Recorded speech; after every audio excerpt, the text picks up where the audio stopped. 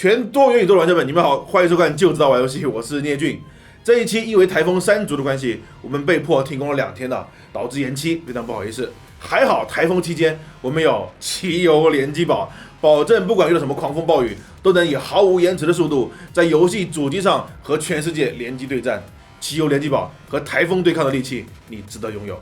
终于也要聊这个备受争议的游戏了，漫威蜘蛛侠。不仅游戏备受争议，几乎谈论它的媒体，不管是夸的还是批评的，都会被连带的备受争议。当然，这个我们并不在乎啊，我们在乎的是如何还原这个游戏最真实的情况，它到底品质如何，又为什么会备受争议，以及这种争议后面又是戳到了行业什么点，这里里外外的事情，可能感觉比这个游戏还要精彩啊。因此，我们这次不仅会聊这个游戏品质如何，我们更会从玩家、发行商、开发商的角度去看看这个游戏为什么会掀起一顿争议，以及当然光是争议是没有意义的啊，争议之后的思考和对进步的带动才是重点。那这个游戏所引起的争议又是否能够引起我们的思考呢？接下来就来看一下我们小蜘蛛的如何表现吧。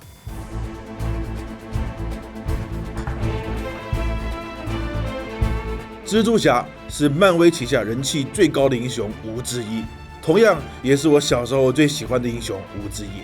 当然那时候并不知道谁是 Marvel 的，谁是 DC 的，只知道除了超人之外，最常见的就是红果果的蜘蛛侠和一身黑的蝙蝠侠。但是相比黑不溜秋的蝙蝠侠来说，蜘蛛侠更能吸引小孩子的注意力啊！直到长大后才慢慢也喜欢上了蝙蝠侠因为发现其实蝙蝠侠的超能力才是最好的。What are your superpowers again? I'm rich. 蜘蛛侠能成为漫威人气最高的英雄，有很多因素，抓人眼球的红色战衣、平凡的出身和亲切的人设，但同时渐渐的性格和那嘚吧嘚不停的嘴炮，也让这个超级英雄透着一丝蠢萌啊！等，你说的这些我全部都具备啊，为什么人气第一的不是我呢？你们甚至都为金刚狼哭泣，而不是我。哎呀，其实你人气也够高了，知足吧。而且更重要的是，你不能像蜘蛛侠一样，在高楼林立的城市里摆荡。What？ 是的，可能蜘蛛侠最有魅力的一点就是蜘蛛摆荡。至少对我来说，这远比超人的完全无视牛顿的飞行要更让人兴奋。当然，超人的人气不可置疑，随时起飞的能力也是名副其实的帅出天际啊。但是过于无敌和无物理限制，反而容易让观众失去新鲜感啊。所以我一直觉得，蜘蛛侠这种看似符合物理定律，在看似合理的情况下做到了接近于飞行，真是帅到让还是小孩子的我发出尖叫啊！时至今日，看到蜘蛛侠在城市中摆荡，犹如现代都市版的泰山一样，依然会肾上腺素飙升，嘴角露出羡慕的笑容啊！所以对于我来说，蜘蛛侠题材的游戏远比超人题材的游戏更有吸引力。而远在2D 时代的动作类蜘蛛侠游戏，因为年代久远，我没有机会接触，那些2D 游戏也的确很难体现出蜘蛛侠摆荡的魅力。但是从2000年开始，从第一款 3D 蜘蛛侠游戏开始，从这个能真正体验城市里摆荡的游戏开始，我就几乎一个不落的全通关了。从2000年开始，不算这最新一作，也不算乐高系列，都能数出10多款作品，而品质也都参差不齐。其中最让我喜欢的是2005年的用漫画渲染风的终极蜘蛛侠，因为从这一代开始才真正完善了蜘蛛侠摆荡系统。不像过去要么在空中摆荡时地面是深不见底的，只要低于一定高度就强制重来，要么就是蜘蛛丝直接射向了天空，粘到了宇宙的边际，要么就是空中有浮空的固定的粘蜘蛛丝的点，这些都不能完整的把蜘蛛侠摆荡的魅力表现出来。而直到终极蜘蛛侠，我们的小剑虫子才能真正做到从城市的最高楼自由落体到地面，才能让每一根射出去的蜘蛛丝都真正粘在了建筑物上。蜘蛛侠终于真正荡了起来。至今我还清晰的记得，主线做完之后，最喜欢干的事情就是到处找霹雳火比赛飞行。所以我相信，对于大部分蜘蛛侠粉丝来说，体验在城市中的摆荡应该是蜘蛛侠游戏最重要的。而想要更好的体验摆荡的感觉，有几点要素：第一是丰富的肢体动作和自由的操作方式；第二是城市要足够大，画面要足够好，细节要足够多。这2个要素都非常吃性能啊。所以当这一世代的游戏机终于公布了蜘蛛侠游戏，我们看到了流畅的动作，看到了次世代逼真的画面，看到了庞大又精致的城市，我相信每一个蜘蛛侠的粉丝都会兴奋不已。而要满足这些粉丝的要求，就是这款最新的游戏《漫威蜘蛛侠》的首要任务。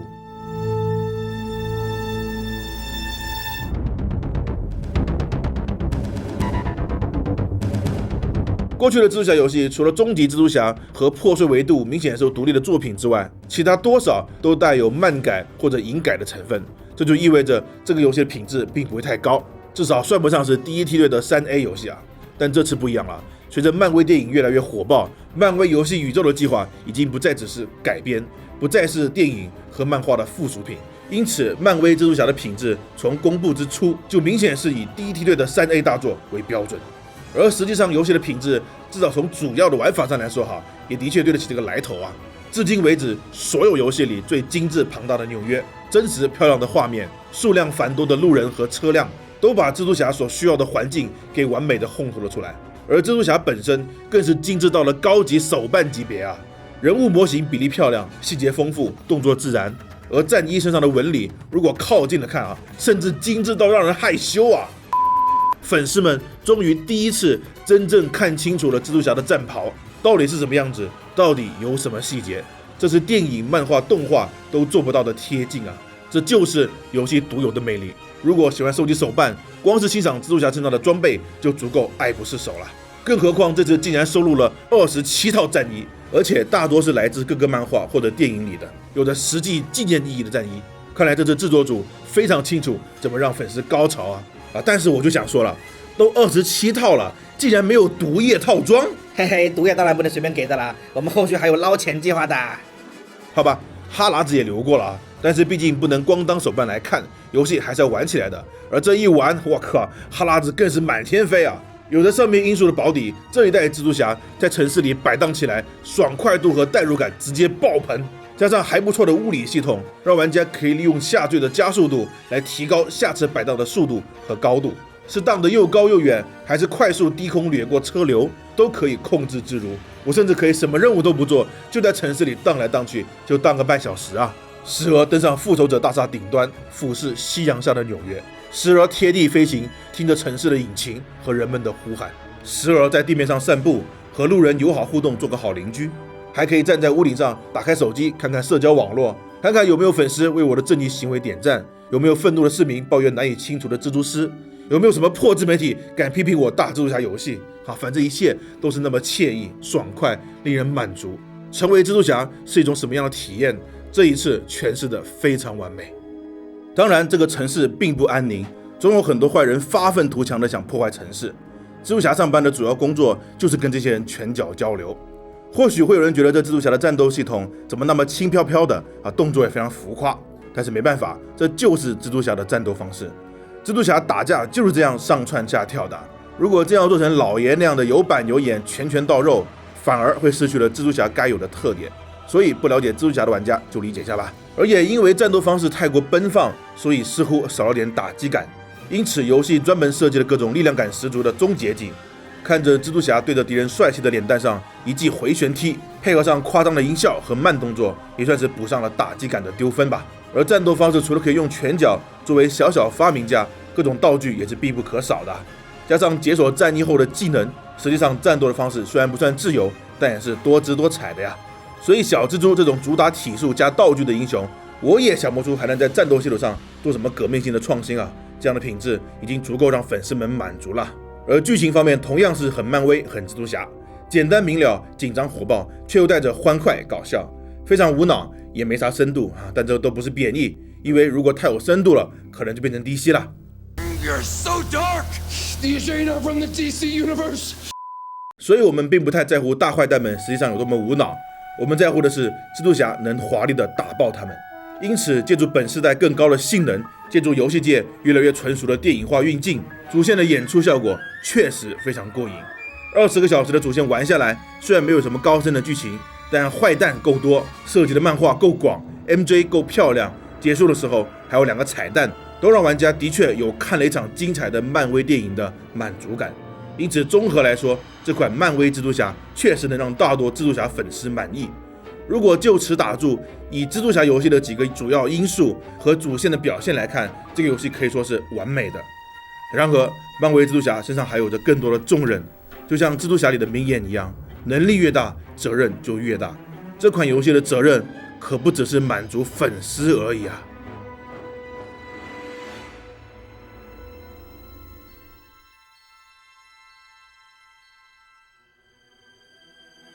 既然在城市里自由摆荡是蜘蛛侠游戏的重要乐趣，那么开放世界的城市，而且还是无缝的，就是必须的啊。这也是为什么虽然破碎维度这座虽然品质很高，但是总给人感觉少了点什么。所以最新的漫威蜘蛛侠肯定是要有开放世界的，但是开放世界现在看来并不稀奇，甚至有点滥用了，甚至有些玩家发出了不想再玩开放世界游戏的呼声。比如新战神就在开发过程中降低了开放地图的比例，实际成品玩家也能感觉到开放的比例是非常克制的。制作组就是怕开放世界和支线会分散游戏的体验，但是其实开放世界是未来的大势所趋啊，几乎可以说大部分游戏都会有一个开放的地图，因为开放的地图是营造世界感非常重要的手段。但是开放世界所带来的问题啊，比如打破主线的体验玩法过于重复的问题，也就是我们常说的公式化开放世界，外国叫 checklist open world 清单式开放世界，也确实是现在业界都在想办法解决的难题啊。这不是风格和玩法的倾向层面，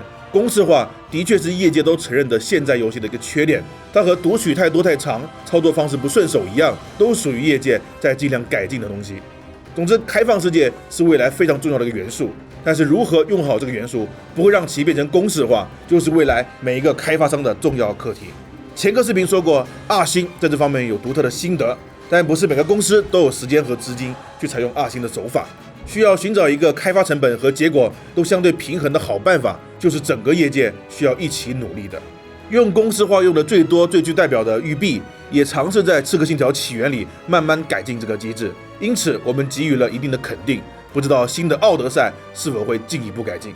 游戏的发展其实是一段一段的，会在一段时间内出现新的创意，克服了新的技术，然后也增加了新的问题。开放世界的技术普及，在上一段时间里给游戏界增加了新的血液，但也带来了公式化的问题。而如果未来游戏厂商们慢慢解决了这个问题，游戏性、游戏世界的生动程度就会再上升一个台阶。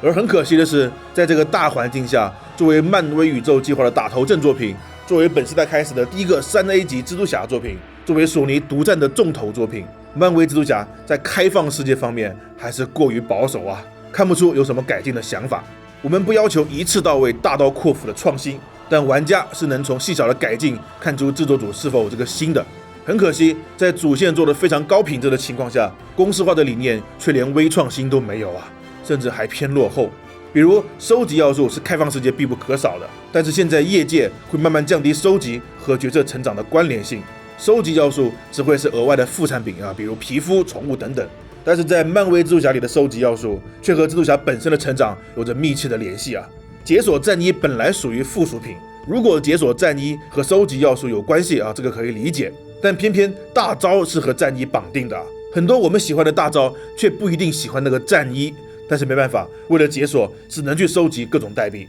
也就是说，大招这种成长要素并不是和游玩时长挂钩，而是和重复收集挂钩。同样，其他装备的解锁和升级也同样需要代币，和收集要素挂钩。这就导致如果不收集，如果不玩重复的支线任务，那在装备方面就很难有什么成长。不要说什么很多挑战都很简单啊，简单和重复是2个维度，不能因为简单就允许重复啊。何况游戏里还有多达6种代币，升级某个装备往往需要混合好几种代币，这就意味着玩家不能只挑选自己喜欢的挑战，然后统一升级所有装备，而是被强制的刷所有挑战。因此，我们这个本来在主线里已经很忙的蜘蛛侠，还要抽空去做很多和主线其实体验一样的挑战，比如说要去收回以前做 A 货包包时到处藏在城市里任意角落，然后自己还忘记了的背包，要抽空去追某个视频UP主放出的许多鸽子，追完鸽子还要追另一个 UP主放出的无人机和炸弹，要拍下纽约的各种地标，要帮助政府治理环境污染，要和黑猫玩捉迷藏，和一波又一波雷同的敌人战斗，当然还要去开启一个又一个的信号塔，要不然就根本无法升级装备开启战衣。这种为了成长而强制重复收集的理念确实很落后啊。如果这种理念出现在不那么重磅的作品上，或许我们不会有这么大的反感，但是作为索尼下半年的独占大作，作为连续3届E3索尼展前发布会的压轴作品，作为漫威游戏宇宙的先锋战士，这样保守且不尝试改变的心态确实会给业界带来不好的影响，同时也会给索尼独占的创新能力打上问号。因为改进是需要代价的，即使是好的改变，因为成功的方向并不明确，在改进的过程中可能会付出失败、被骂、销量差等代价。但是业界也尝试慢慢在做，而漫威蜘蛛侠这种能够预感到一定会大卖的游戏，却仍然保留落后的理念，然后大卖，会给业界很多开发者一定的打击。我们知道它的大卖很大原因是因为超人气的蜘蛛侠，是因为品质很高的主线系统，但是那又如何？它依然会成为公式化开放世界还是能卖得很好的那个借口啊。而对于漫威来说，这游戏绝对不是满足粉丝那么简单，它还担负着拓展这个市场的重任，能力越大，责任就越大。漫威会在游戏宇宙计划第一步就选择了蜘蛛侠，就是看中了蜘蛛侠强大的能力，而这个能力更应该担得起扩展市场份额的重任，必须让更多不是粉丝的人也成为粉丝。就好比漫威宇宙的电影，如果只是停留在满足粉丝，那么现在全球也不会有这么多观众热爱。要知道，现在热衷漫威电影的观众里，很大一部分并不是漫威漫画的粉丝，甚至可能一集都没有看过。这就是好作品的能力和责任。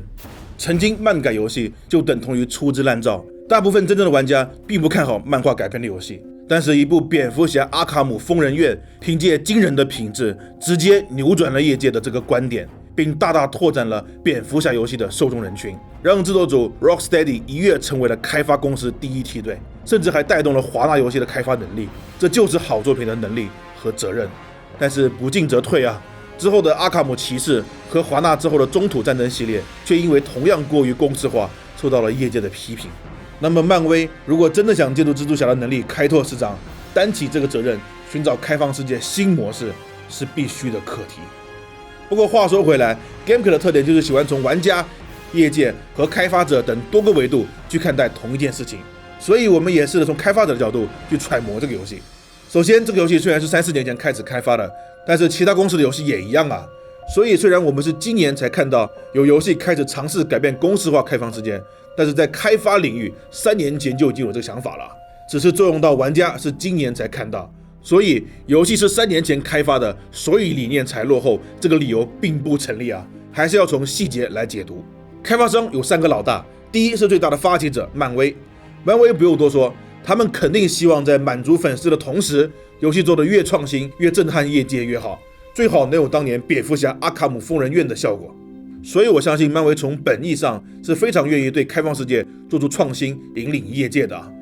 但是我很怀疑漫威到底能不能分辨什么是公式化开放世界，什么是业界在改进的方向。所谓隔行如隔山，过去漫威的游戏只是附属产品，这次是第一次正式进军游戏业，其实还是个新手。或许团队里会聘请到游戏专家，但是公司整体对游戏的敏感度肯定还是不高的。所以或许漫威并不是不想推动开放世界的改进，而是现在的漫威还察觉不到这件事情。另一个老大索尼游戏他们肯定是对此心知肚明的，毕竟之前的独占地平线黎明时分才刚刚被批评过，还是过于公式化。所以以创新和偏文艺为卖点的索尼独占这样公式化的游戏，他们肯定也是斟酌过的。就我和索尼的朋友交流，内部也是有一定争议的但是没办法，毕竟他们还握有蜘蛛侠的版权，未来和漫威的合作也会更多，所以这次索尼不只是发行商，这游戏商业上的成功对索尼来说是非常重要的。另外说句题外话， GameCube 早就和索尼有所接触索尼非常主动的和大部分国内媒体都接触过。我们没有必要靠博眼球来获取索尼的关注，而且就算我们可能会批评索尼的做法和游戏，但是也完全不妨碍因为索尼根本不在乎，索尼大方得很去年索尼赞助我们做混剪节目，甚至不介意里面出现微软和任天堂的游戏。索尼赞助的其他活动也不排斥对手的游戏。索尼在中国并不在乎一定要推广自己的游戏，索尼在乎的是扩大中国市场主机游戏的这个大盘子。只要盘子大了，自然旗下的游戏就会卖得更好。站得高望得远，对于如此高瞻远瞩的索尼，就算媒体有什么微词，也只是良性的循环。用自己的阴谋论来揣测索尼和业界媒体的关系，只会得出小格局的结论回到主题，既然漫威和索尼各有各自的原因，那主要的开发组 Insomnia Games 又是怎么想的呢？我相信 Insomniac 作为时间不短的从业者，肯定知道公式化开放世界在业界属于什么问题，他们肯定不是傻子。但是 Insomnia Games 并不是大牌的开发组，前几个叫得上名字的大作是日落过载和瑞奇与叮当。日落过载创意十足，证明了团队的创意能力，但是商业上并不成功。瑞奇与叮当是为索尼代工复刻的系列第一作，品质颇高，优化很强，证明了团队的开发能力，但是毕竟还是复刻作品，所以团队至今没有商业上的好成绩。因此这次能接手这款蜘蛛侠作品，对团队来说至关重要啊。同时向漫威和索尼两个大佬证明了自己的能力，这是多么难得的机会。实际上也的确做出了很高的品质，画面、动作、演出、优化都非常好。但是为此，团队已经使出了浑身的能力。而面对这个开放的城市，我觉得团队已经没有余力再想出什么创新的东西，实践什么创新的改变。因为这个游戏不成，或许公司将面临生存压力。或许有心，但是无力，只能按部就班，用最传统的理念。至于变革什么的，就先交给育碧、华纳这种产品线多、有能力做各种实验的公司吧。所以三个角色刚好一错开，露出了一条缝。漫威有心但无认知，索尼有心但商业优先， Insomnia 有心但无力，最后就造出了这个粉丝叫好、主线品质优秀，但路人觉得平庸、业界两极分化，一方面很先进，另一方面却很落后的怪胎，也算是游戏界少有的歧视吧。反正不管是漫威还是索尼还是开发组，不管有什么理由，我们都能接受。我们也会表扬其优秀的主线，但是其落后的理念、重复的开放世界，我们也毫不回避这个结果，毫不犹豫地给出批评。同时，我们所获得的结果，不管是被喷开撕还是掉粉，也是我们必须接受的。能力越大，责任越大，我们有责任指出这个理念的落后和缺陷，而漫威和索尼也有责任让游戏进步。当然，这只是漫威游戏宇宙的开始，希望在未来，漫威的游戏能有更多的创新，能担起更多的责任，哪怕只是微创新，只是创新的尝试，玩家们都看得见，这样才不辱宇宙之名。